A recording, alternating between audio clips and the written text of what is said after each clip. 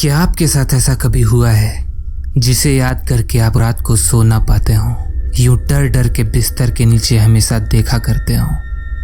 मेरे साथ हुआ है और मैं यही दुआ करूंगा कि ऐसा किसी के भी साथ ना हो। मेरा नाम नवमीत है। ये घटना मेरे साथ तब हुई थी जब मैं 6 साल का था।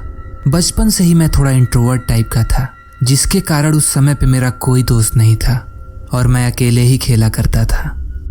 हमारे घर के कुछ दूर पर ही एक चर्च था, जिसके साथ में एक खाली मैदान और एक ग्रेवयार्ड था। उस ग्रेवयार्ड के बारे में लोग अलग अलग बातें किया करते थे कि कैसे वो हॉन्टेड है और वहां जाने वाले के साथ कुछ न कुछ बुरा जरूर होता है। पर चूंकि उस ग्रेवयार्ड और फील्ड के बीच एक बड़ी सी बाउंड्री थी, so it was safe enough to go and play there. मैं वहां अकेले अपनी बॉल लेकर खेलने जाया करता था और वहां मुझसे बड़े बच्चों को खेलते हुए देखता था।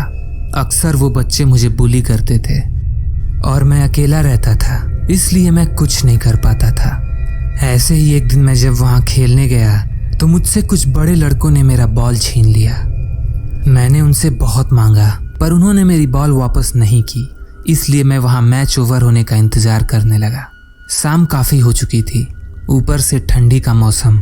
धीरे धीरे अंधेरा बढ़ने लगा और इसी बीच अचानक उन्होंने खेलते खेलते मेरी बॉल उस ग्रेवयार्ड में फेंक दी। जब मैंने मेरी बॉल उनसे वापस मांगी तो उन्होंने कहा कि अंधेरा बहुत ज्यादा हो गया है और वो कब्रिस्तान में नहीं जाएंगे और वो बॉल कल लौटा देंगे। मैंने उनसे बहुत रिक्वेस्ट किया, भैया मेरी बॉल वापस दे दो ना। मैं अंदर से बहुत दुखी था। एक तो मेरे कोई दोस्त नहीं थे और मेरी बॉल जिससे खेल कर मैं अपने में खुश रहता था, और इन लोगों ने उससे भी ग्रेवयार्ड में फेंक दी। ओए तू घर जा, कल तेरी बॉल तुझे वापस कर देंगे, अभी अंधेरे में हम नहीं जा रहे कब्रिस्तान में। ये बोलकर वो सभी लड़के वहां से चले गए। मैं रोता हुआ घर आया और खाना खाने लगा। खाना खाने के बाद मैं लेट गया। मेरे दिमाग में बस यही चल रहा था कि किसी तरह से बस मेरी बॉल वापस मिल जाए। अब इसे जिद कहें या बेवकूफ़ी, पर उस रात मैंने कुछ ऐसा किया जो मैं आज तक रिग्रेट करता हूँ। उस रात काफी देर तक लेट कर मैं सोने का नाटक करता रहा और जब सभी सो गए तो धीरे से मैं दबे पांव निकल कर घर से बाहर आ गया। इस वक्त रात के करीब 1:30 बज रहे थे। ठंडी की रात थी, चारों तरफ गुप अंधेरा और सन्नाटा और उसके ऊपर घनघोर कोहरा पूरे माहौल को एक सिनिस्टर फीलिंग दे रही थी। आज मुझे उस दिन के बारे में सोचकर पसीने छूट जाते हैं कि मैं कितना नासमझ था जो मैंने ये कदम उठाया। पर उस वक्त मेरे दिमाग में बस मेरी बॉल चल रही थी। मैं घर से चलते हुए उस ग्रेवयार्ड तक पहुंचा। वहां पहुंचकर मैंने चारों तरफ चेक किया कि कोई वहां है तो नहीं। फिर उसके बाद बाउंड्री पर चढ़कर उस ग्रेवयार्ड में कूद गया। अंदर ग्रेवयार्ड में चारों तरफ सन्नाटा पसरा था। वहां घास मेरी हाइट से भी ज्यादा लंबी थी, इतनी बड़ी कि मानो वहां कोई सालों से ना आया हो। मैं वहां टहलते टहलते अपनी बॉल ढूंढने लगा। उस जगह पर घासों के बीच कब्र ही कब्र थे। ये सब काफी डरावना था, पर मुझे अपनी बॉल की ज्यादा चिंता थी। वहां थोड़ी देर ढूंढने के बाद मुझे मेरी बॉल दिखी। मैं बहुत खुश हुआ। बॉल उठाने के बाद जब मेरे सर से बॉल का भूत उतरा तो मुझे रियलाइज हुआ कि इस बॉल के चक्कर में मैं कहाँ आ गया हूँ। मैं तुरंत वहां से निकलकर घर जाना चाहता था। धीरे धीरे मैं वापस बाउंड्री की तरफ बढ़ने लगा। अभी मैं 2-4 कदम ही आगे बढ़ा होऊंगा कि अचानक मुझे पीछे से किसी के चिल्लाने की आवाज आई। It was really scary. मैं पूरी तरह से डर गया था। तभी वो आवाज फिर से आई और इस बार पहले से और तेज। मैं तुरंत वहां लेट गया। लंबी घास में मैं पूरी तरह से लेट गया और वहां देखने लगा। मुझे वहां से बस तेज आवाज में चिल्लाने की आवाज आ रही थी, पर वहां कोई दिखाई नहीं दे रहा था। लेकिन थोड़ी देर बाद मैंने वहां कुछ ऐसा देखा जिसे देखकर मेरे होश उड़ गए।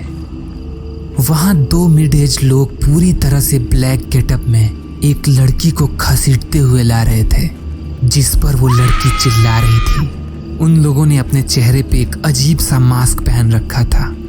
उन्होंने उस लड़की को जमीन पर पटक दिया और उसके ऊपर बॉटल से कुछ गिराने लगे। एट फर्स्ट मुझे समझ नहीं आया, पर महक आने पे मैं सब समझ गया।